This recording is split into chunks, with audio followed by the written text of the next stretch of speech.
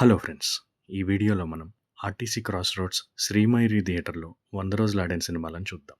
శ్రీమయూరి June 29, 2001 కలిసి నడుద్దాం అనే సినిమాతో ఓపెన్ అయింది. ఈ థియేటర్‌లో ఆడిన ఫస్ట్ 100 డేస్ ఫిల్మ్ ఆనందం. ఉషా కిరణ్ మూవీస్ బ్యానర్ మీద శ్రీను వైట్ల డైరెక్షన్‌లో వచ్చిన ఈ సినిమా మొత్తం 210 డేస్ ఆడింది. ఈ థియేటర్‌కు ఇదే హైయెస్ట్ రన్. మనసుంటే చాలు 105 days. Idiot 106 days. Pellam Oorelithe 121 days.